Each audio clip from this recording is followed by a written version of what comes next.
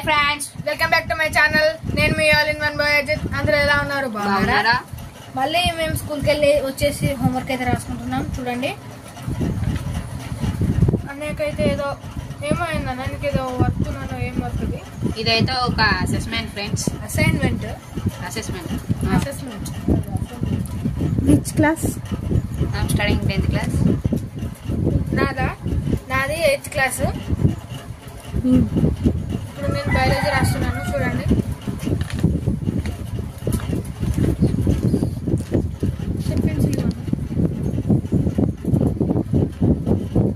తెలుగులో ఒక పద్యం చెప్తారు. తెలుగు పద్యం ఇప్పుడు బయాలజీ రాసేటప్పుడు ఎందుకులే, కానీ తెలుగు రాసేటప్పుడు పద్యం చెప్తాను. అది చదువు.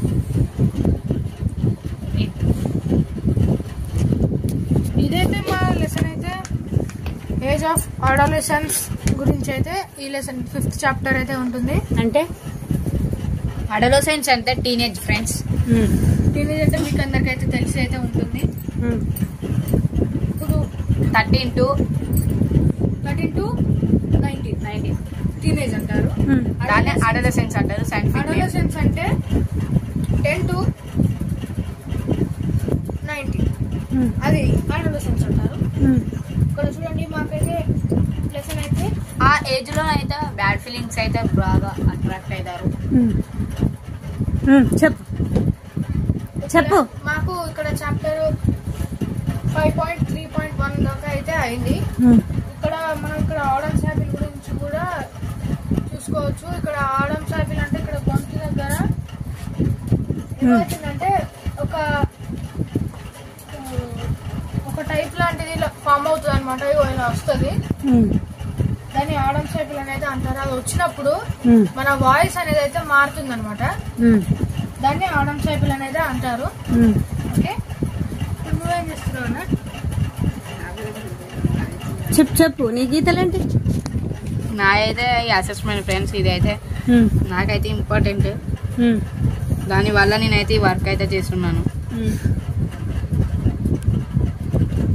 మీరు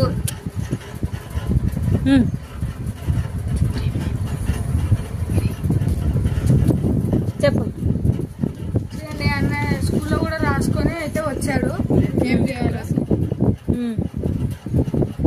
అన్నయ్య ఫాస్ట్ గా బోర్డు మీద ఉన్నది ఎక్కించుకొని వచ్చేసాడు. ఫాస్ట్ గా అన్నయ్య రైటింగ్ చేయాలి. స్కూల్ అనా?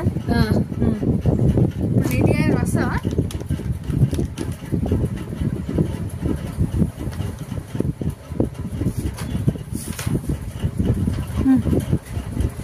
ఇంకా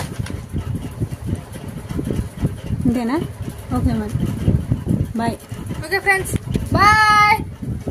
బాయ్.